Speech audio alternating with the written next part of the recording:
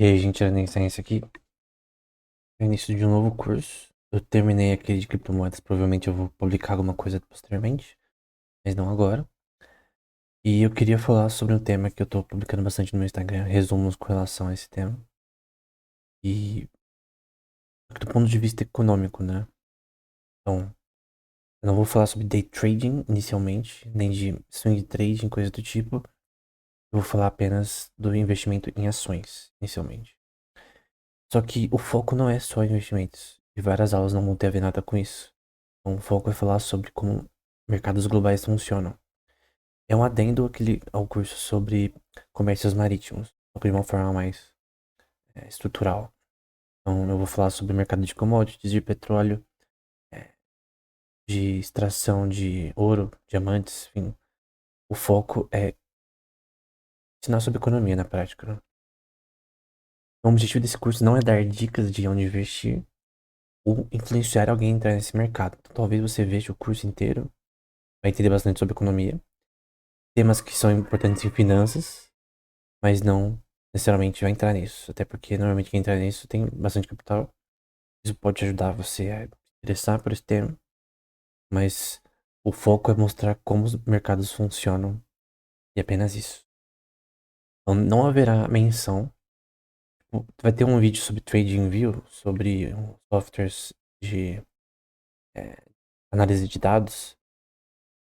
Eu vou falar sobre alguns componentes, indicadores ali, mas eu não vou ensinar sobre technical analysis, né? É uma forma de analisar gráficos, né? Padrões em gráficos para tentar dizer quando vai subir. Não vou dizer que isso é inútil. Creio que tem bons eh, livros que eu já li no tema que falam sobre algumas coisas que são interessantes, mas eu não vou falar sobre isso.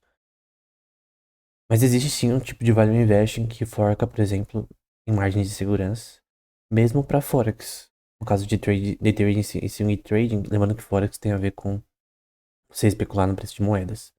Mas não vai ser o foco desse curso. Bom, para essas próximas aulas iniciais, os livros que eu recomendo são The Warren Buffett Way, do Robert Hagstrom, que é muito bom, em português. Todos esses têm em português, na verdade. The Essays of Warren Buffett, do Lawrence Cunningham, tem várias coisas do que ele escreveu. E o livro do Peter Lynch. Eu vou citar o livro do Peter Lynch apenas no final, mas o foco são esses dois. Eu também recomendo o Intelligent Investor e o Interpretação de Dados Financeiros ambos que são do Benjamin Graham, que é o professor do Warren Buffett. Eu não vou falar sobre o livro dele nesse curso, porque eu creio que muitas das visões dele no livro são diferentes da do Buffett, e eu creio que a do Buffett, na minha opinião, é a melhor. Atualmente é a que eu mais me aproximo do que eu penso no contexto de ações, porque o Buffett não fala nada de Forex, por exemplo. Zero. Então, alguém que vai investir no Forex não tem como pegar isso aqui como base. Então, o foco dele é ações. E tudo bem. Nosso foco aqui. É, do Peter Lynch também é ações. Então, como o foco deles é esse, eu vou focar nesse. E posteriormente, eu vou falar sobre o Forex. O Forex, ele é mais difícil e demanda muito mais conhecimento de economia. Não que isso daqui você não precise, você precisa ainda saber sobre esse tema. Em vários temas também precisa saber muito. Só que no Forex é mais tryhard. Ele é pra muitas coisas, como a gente vai ver posteriormente. Outros livros que eu recomendo, não necessariamente eu vou usar nesse curso, mas eu tenho influência deles. The Dando Investor, do Monish Pabrai. Little Books That Beats the Market. Todos esses têm em português, do Diogo Greenblatt. Common Sense Investing, do cara que criou os fundos, né? Os índices, quer dizer, que é o John Bogle. Que é mais um fanboy de índices, né? É basicamente esse o livro dele. O Inteligente Investor, do Benjamin Graham. Também esse livro aqui de interpretações financeiras. Eu não li o Security Analysis ainda. Eu vou ler, provavelmente vou postar no Instagram. Mas o Inteligente Investor é tipo uma versão melhorada do Security Analysis, né? Day Trading, Swing Trading, na parte que a gente vai ver sobre Forex. É uma análise de uma pessoa que trabalhou, acho que no JP Morgan. E é uma análise econômica, não é com gráficos do tipo apenas. O melhor livro que eu já li sobre Forex, lembrando a especulação no preço de é, moedas, né? Mesmo nesse tema, não é só day trading que tem também investimentos de longo prazo, como Ford Contracts, que são de é, é, um mês, 3 meses, até mais, um ano. Quando você especular, por exemplo, no dólar em relação ao ien. Esse é o melhor livro que eu já li no tema e um dos melhores livros de economia que eu já li na minha vida. Do Brian Tomei. Esse aqui também é bom, só que é mais sobre mercados globais e política e coisas como política, geopolítica envolve na forma que o preço de moedas muda. Então, por isso que quando uma pessoa fala do Forex, normalmente está associado com day trade e um swing trade, é muito mais difícil. O seu conhecimento de economia tem que ser muito alto. Quando eu digo alto, é realmente você ler bastante livros no tema, fazer cursos no tema, é realmente bastante coisa. Por isso que eu não recomendo para a maioria das pessoas. Mas no geral, os tipos de investimentos que existem é o mercado de ações, índices, que eu vou falar pelo menos aqui. Futures, que é o de commodities, você especular no preço do ouro, da prata, tem, no contexto de paper trading. Forex, que é de moedas fiat. Títulos, que são. Você meio que investe num país, né? Você compra títulos que é meio que você está investindo no país para eles pagarem seu próprio débito. Para eles terem dinheiro para comprar, fazer as coisas deles. Fundos, ETFs e coisas do tipo. E Venture Capital. O Venture Capital eu vou falar mais tarde. Mas eu creio que tudo que a gente vai falar também nas primeiras aulas tem a ver com Venture Capital, porque Venture Capital tem a ver com investimento em empresas privadas. Por exemplo, a SpaceX e a Link são empresas privadas. Elas não são públicas. Elas não pode investir nelas no mercado de ações. Então, o Venture Capital ele investe em empresas que não são públicas normalmente. A gente vai falar sobre investimento anjo, coisa do tipo. Eu creio que também é interessante. Embora não é útil para todo mundo, também dá uma perspectiva em entender o mercado de negócios, né? Bom, por mais que eu vou falar sobre esse tema, como eu disse, a minha perspectiva aqui é uma perspectiva econômica. Ou seja, eu quero dar uma visão econômica sobre o mercado de ações. Eu, por exemplo, não sou um investidor no momento, por falta de capital, né? Mas a minha perspectiva é uma perspectiva econômica nesse contexto. Eu creio que é extremamente válida nesse tema. E do que eu não conheço na prática, eu conheço de pessoas que atuam no tema. Então, os livros que eu citei são de pessoas que atuam no tema, que são conhecidas no tema, dão informações da prática deles com relação a isso. Então, vou condensar esse conteúdo aqui também. Bom, o que esse paper aqui é um paper, para mim é um paper mais importante na história da economia, do Brian Arthur. Eu descobri esse paper, na verdade, num podcast do Sam Carroll, que é um cara de física, né? Que entrevistou o Brian Arthur. E eu achei esse tema interessante. Pisei o nome dele, vi esse paper e mudou a minha perspectiva de economia. Bom, é basicamente um paper que é totalmente contrário à visão econômica atual, keynesiana, totalmente contrário a tudo que você aprende nas faculdades atualmente. E o Buffett também ele vai mostrar que ele é bem contra também as visões atuais, a perspectiva econômica. Porque o que eu vou mostrar, e o que já mostrei também no outro curso que eu dei sobre economia no canal e também nos livros que eu já escrevi, então no Instagram, se quem quiser ver o site, estão vendendo na Amazon. Ela é baseada na economia austríaca, mas ela é uma forma de pensar não convencional. Então, esse paper é totalmente não convencional, é totalmente contrário à visão da maioria das escolas econômicas atualmente. E não tem nenhum problema nisso. Não é porque a maioria está indo no caminho errado que isso está errado, né? Regras essenciais, né? As regras eu aprendi também com outras, mas eu coloquei as que eu acho as principais em relação a entender como mercados funcionam, né? Primeiro, mercados não são eficientes. Então, esse é um tema muito importante, porque as pessoas acham que seus mercados são eficientes. A maioria das áreas de economia, a maioria dos economistas falam que mercados são eficientes. Eles têm uma visão classicista, neoclassicista, pós-keynesiana, o monstro que for. Bom, na visão da economia austríaca, da escola austríaca de economia, mercados não são eficientes, mas Nem importa também só o que a economia austríaca diz, o que importa é o que é provavelmente a verdade. Isso significa, primeiro, os preços de ações não refletem o futuro, então o histórico do preço não reflete o futuro.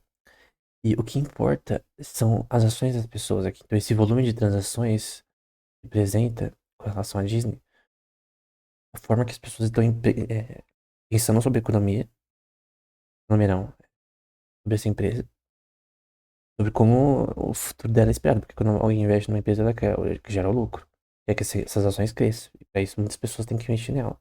E muitas pessoas investirem nela e continuar com o dinheiro aqui nessa empresa, ela tem que dar lucro, ela tem que dar retorno, tem que dar dividendos às vezes.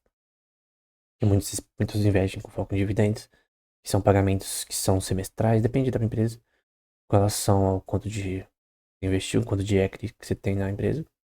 Quando a gente diz que mercados não eficientes, quer dizer que eles não estão em equilíbrio. Um dos pontos principais desse paper do Brian Arthur. Tem várias provas, eu creio que a maior prova para isso são as pesquisas em economia comportamental, que eu já falei no curso sobre nova economia austríaca. Tá no canal já, umas 10 aulas. Então, eu creio que isso que é o principal, né? Economia comportamental mostra que as pessoas não são racionais. Os agentes estão tomando decisões aqui, eles não agem, na maioria das vezes, racionalmente. Por que a maioria das pessoas perdem nesse mercado? Às vezes nem é só por falta de conhecimento, é por falta de é, tato, provavelmente, né? Você entender coisas a longo prazo. E não que, de repente, a ação caiu e eu tenho que vender. É uma coisa que o Buffett vai ensinar, né? Bom, os mercados não são eficientes, mesmo no mercado do Forex, você não tem como dizer que isso aqui é um sistema de equilíbrio e que é um sistema termodinamicamente perfeito, em que todo mundo meio que tem informação suficiente para fazer decisões. No geral, a maioria das pessoas age de forma irracional. Então, agentes são irracionais na maior parte do tempo. Então, a maioria das pessoas perde no mercado por irracionalidade. O que é irracionalidade nesse contexto? Não é só falta de informação. É claro que nessa visão, os preços não refletem a informação do mercado, eles parcialmente refletem. No caso da relação do Bitcoin e do dólar, a gente tem sim informação com relação às flutuações de preços que podem ter relação com a paridade do dólar, o valor do dólar com relação ao Bitcoin. O Bitcoin é totalmente um monstro que não tem. É, totalmente especulativo, né? Ele não é uma moeda. É um asset especulativo, na minha opinião. Então é um objeto de especulação. E o dólar não, o dólar é uma moeda fiat, com base legal. Porque o ponto é que o que afeta o dólar é muito diferente do Bitcoin. Então, no caso, é uma especulação total. Você, eu, por exemplo, nunca saberia. Eu lembro quando o Bitcoin tava $300. Infelizmente eu não comprei, né? Tinha grana, eu não comprei. Mas a questão é que eu nunca pensei que ia ser esse valor. Eu lembro de uma época que tava $9.000 e as pessoas falavam que nunca ia subir tanto mais que isso. Ninguém poderia prever isso daqui. E mesmo os ciclos que existem nessa moeda são baseados na forma que que as pessoas agem em ciclos. Os ciclos econômicos são ciclos de pessoas tomando decisões. Totalmente impossível de prever. Não é que é randômico. Tem o ponto 16 que eu falo que não, a economia não segue um random walk, não segue uma caminhada randômica. Então tem a ver com Eugênio Wigner na física, né? Esse termo. Não é randômico. A palavra randômica, ela não tem ela é uma expressão matemática válida, mas ela não tem uma expressão na economia, porque randômico é só uma palavra que a gente usa para um sistema que a gente não sabe como se comporta. Se você tivesse toda a informação possível de todos os sistemas econômicos, você conseguisse ter poder para ler a mente das pessoas, saber o que elas iam fazer no futuro. Se você fosse um ser divino, no caso, você iria com certeza, e sendo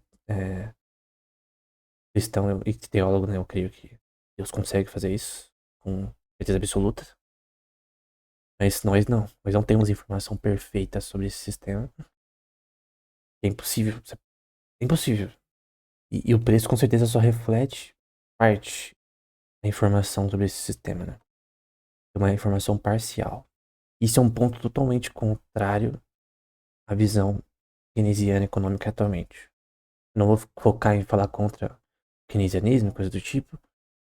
Eu tô postando no Instagram resumos dos livros de Keynes. Você pode ver através dele a minha visão, né? Outro ponto que tá no paper do Brian Arthur, né? Existe uma ecologia de ações, predições e estratégias, né? Também tem muito a ver com teoria dos jogos, que também acho que é uma teoria válida em alguns contextos. Do von Neumann, né? Então, basicamente, a gente tem índices aqui. Cada um deles tem diversas empresas que estão dentro desse índice. Basicamente, muitas pessoas, até hedge funds, caras que têm bilhões para serem investidos, eles estão tomando decisões conforme a, a visão deles de maximizar seus ganhos e diminuir suas perdas. É o chamado Min-Max Theorem, o teorema Minimax do von Neumann, do paper dele original, de teoria dos jogos. Inicialmente era aplicado para poker, mas depois foi aplicado para outros temas, né? Então, um ponto é que essa ecologia de ações, edições, essas ações aqui não são ações da bolsa, né? São ações de pessoas. Então, existe uma ecologia de ações, edições, que é a forma que as pessoas agem. E, obviamente, você pode sim usar informação do mercado, por isso que insider trading é proibido. Você pode, se você tem informação suficiente, por exemplo, de fusões que vão acontecer, de informações não públicas de empresas, você consegue ter um leverage com relação ao investimento maior. Por isso que tem pessoas que são presas por causa de insider trading, de redes de informações de caráter não público. Essa definição de insider trading, né? Você tem informação que não é pública antes das outras pessoas. Você sabe que, por exemplo, a Financial Times vai publicar uma notícia sobre a Waricard amanhã. Você tem ações na Waricard, você vende agora. Isso é insider trading. Tem uma informação privilegiada que outras pessoas não têm. Manipulação de mercado também é insider trading, enfim. Oh, perdão, manipulação de mercado é outra coisa. Mas tem a ver com coisas que são erradas. Então, se você tem informação privilegiada, consegue ter um yield mais alto. A maioria das pessoas não tem.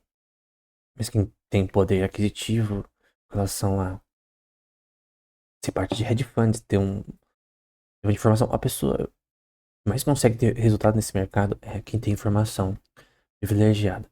Não tem como controlar insider trading totalmente, porque, cara, o cara tá no bar, por exemplo, duas pessoas conversando.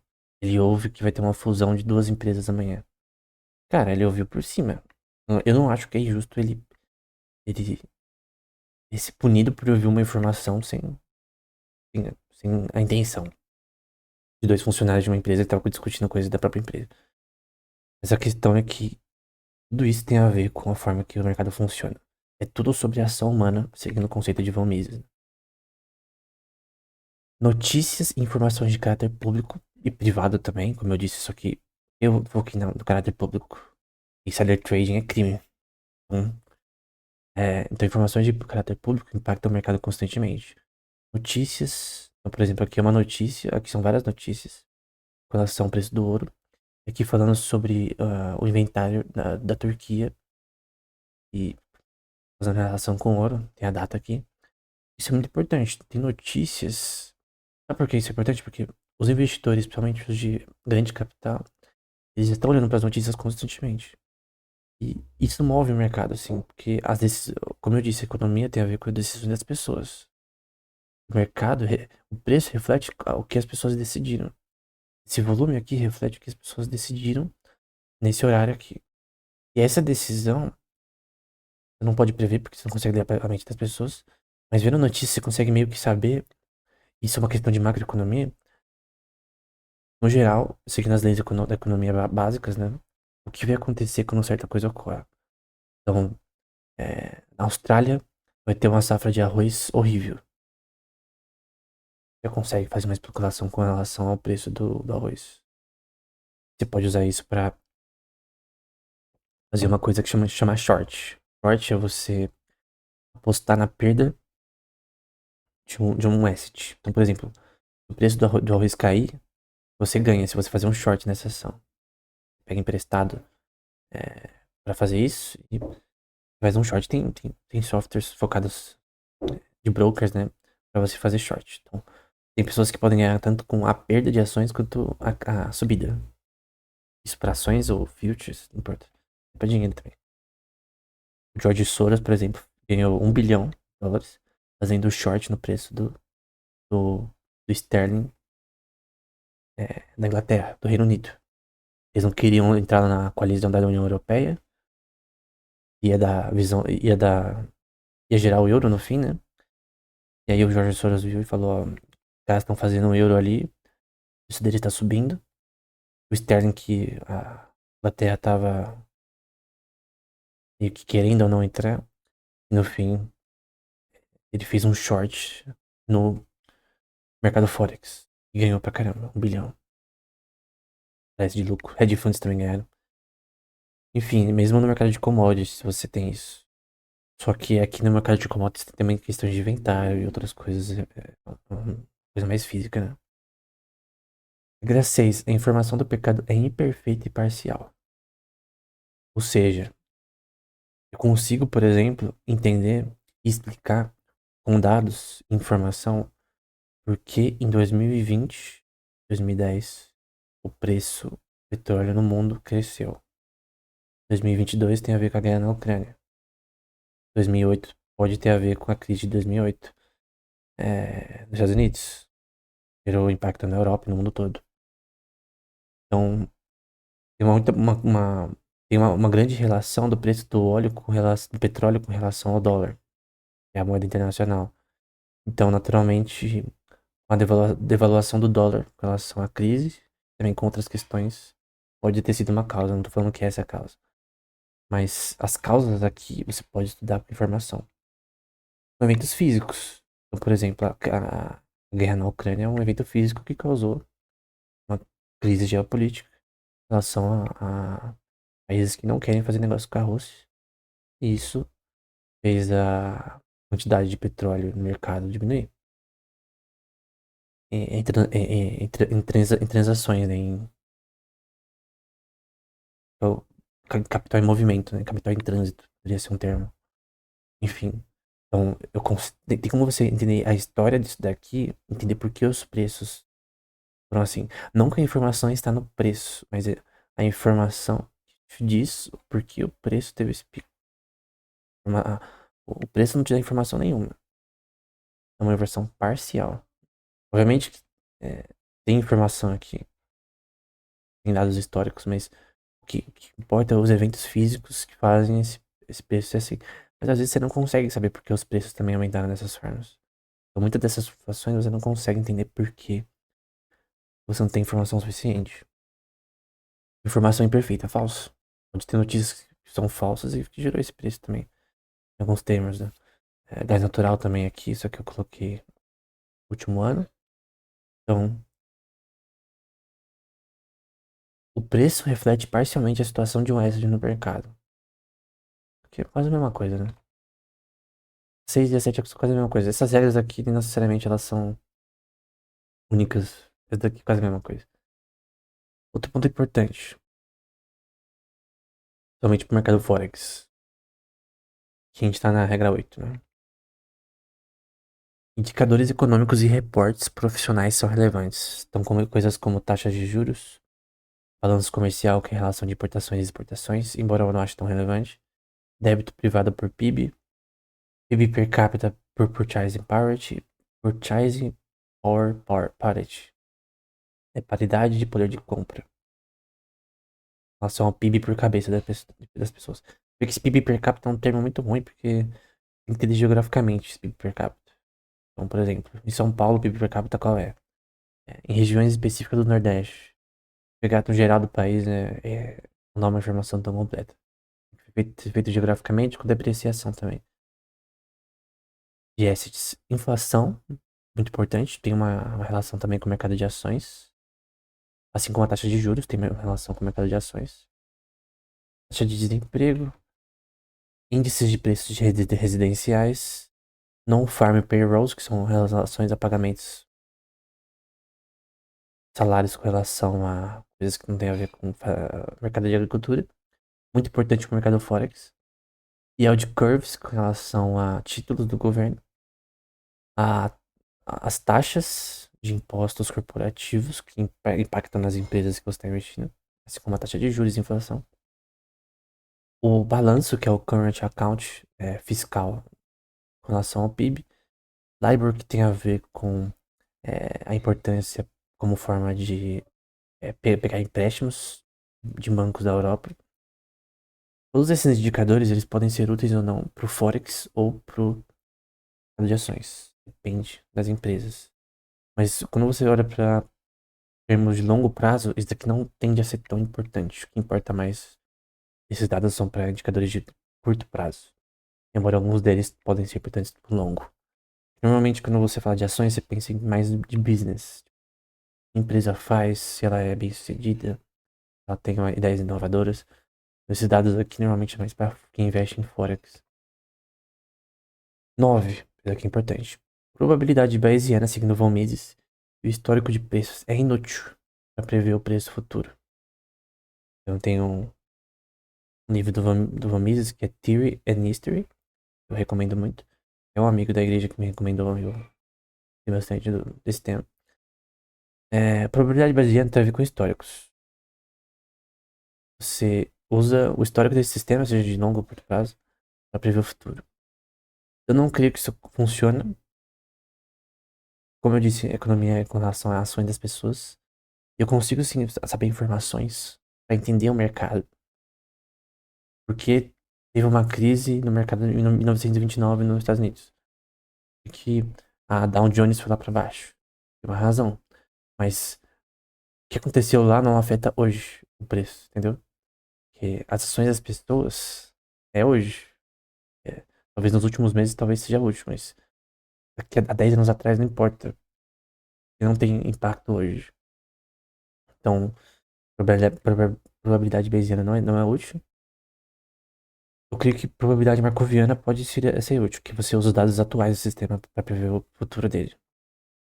Então, para quem gosta de probabilidade e um tema chamado quant, né, em relação a métodos da matemática aplicada e até inteligência artificial para economia, a gente vai falar posteriormente, eu creio que a probabilidade marcoviana é a única que é útil, né?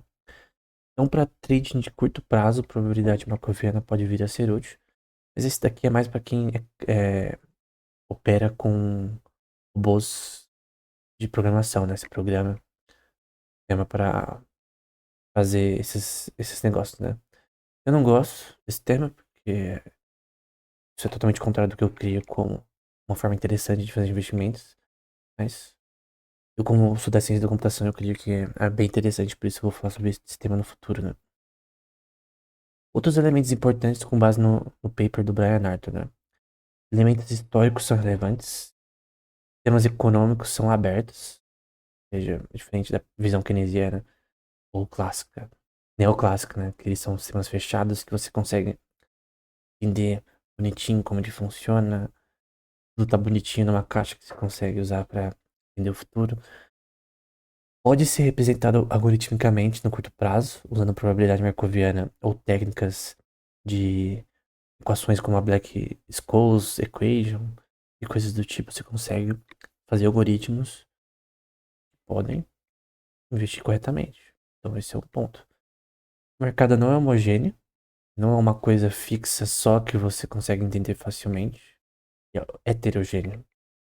Ah, é heterogêneo, né? Tal não é dinheiro. Dinheiro ele é homogêneo. É, o real é homogêneo. É só notas de real, você adiciona elas e você tem o real.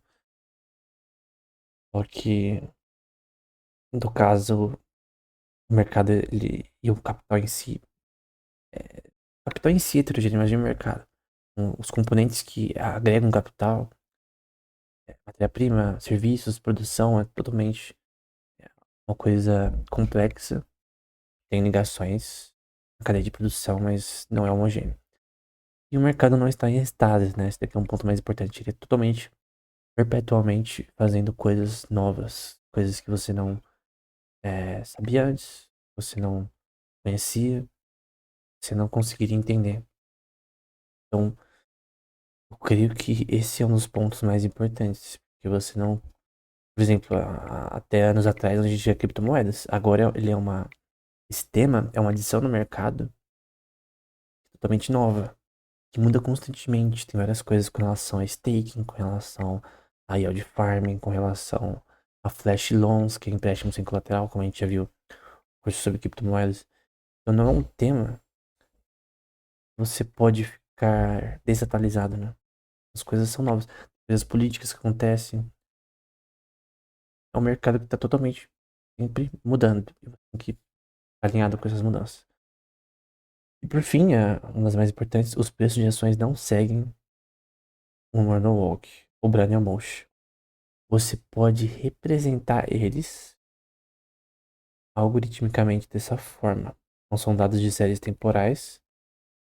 Eu não falei aqui sobre teoria do caos ainda. Expoente de Lyapunov. Vou falar depois. Mas o ponto é que o preço de ações não seguem um random walk, uma caminhada randômica. A forma que as pessoas agem, pode falar que é randômica, mas na minha opinião, randômico é só um termo para algo que você não entende. Não tem padrões, mas você não consegue entender porque você tem um sistema que é caótico, né? No contexto da teoria do caos, a gente de Lyapunov é positivo, o sistema ele é não linear, né? Ou seja, é possível você prever o futuro. Tem uma coisa chamada Chaos Control e tal, que você consegue. Aí é matemática aplicada bem tryhard. Com relação a você tentar entender essas equações não lineares para entender como funciona. Mas daqui são equações não lineares. Não tem como você criar um algoritmo simples para resolver. Então é um tema muito complexo. E eu creio que tem várias é, explicações sobre isso que eu já falei no curso sobre nova economia austríaca. Eu vou terminar por aqui e na próxima aula a gente continua.